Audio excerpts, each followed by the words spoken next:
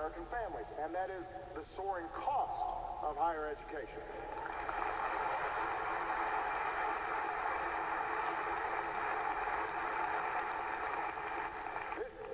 This thing that everybody knows you need, a college education. On the other hand, college has never been more expensive.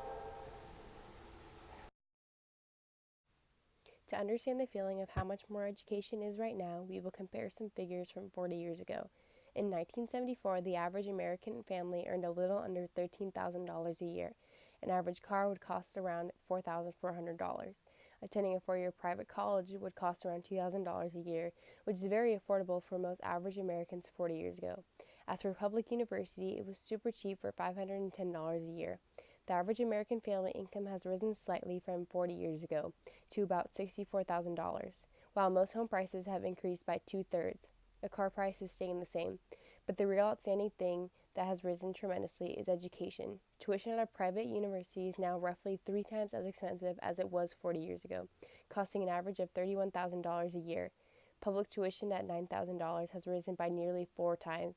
This is a painful bill for all but the very richest. For the average American household that doesn't receive a lot of financial aid, education is simply out of reach.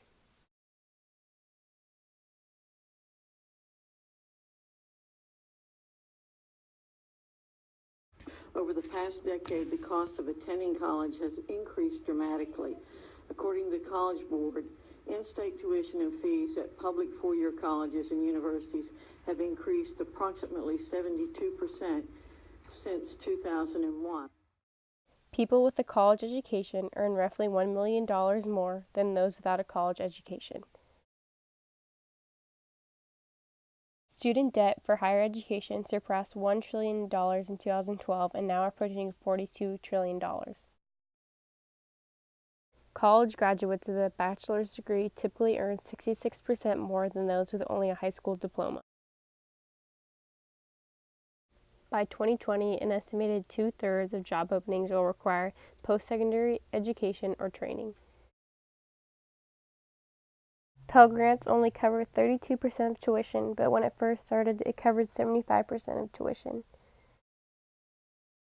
Since 1971, the American economy and the American labor market has sort of increasingly rewarded college-educated adults on average. And by that, I mean workers with at least a four-year college degree, a bachelor's degree, as opposed to workers without a high school education, those that stop their education at high school, or even those with some college or an associate's degree.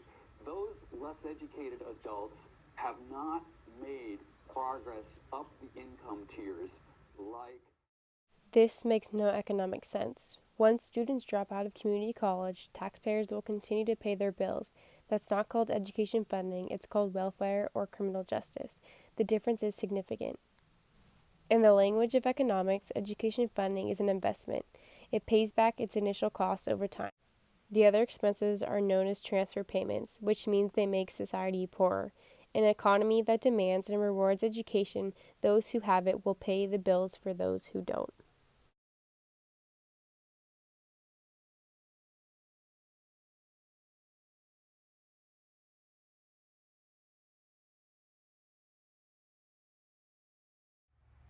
We do not create new obstacles for low-income, first-generation college and non-traditional and minority students. These populations are entering our colleges and universities in record numbers and must have the opportunity to go on and succeed. Lowering educational costs is very important for the presidential candidates to talk about in their upcoming presidential campaign, because not only am I going to be in college next year and pay outrageous fees, but also for when I have kids, I don't want them to go through the same debt I had to go through. Jobs are making college education more and more important. But if it's so important, why is it so much money to go to school and get the education we need to survive in the world? Maybe lowering educational costs isn't the biggest problem. Maybe the problem is that states don't give out enough educational financial aid. But either way, getting education after high school shouldn't cost an arm and a leg. I know the candidates can't get education to be free, but at least make it an attempt to lower it.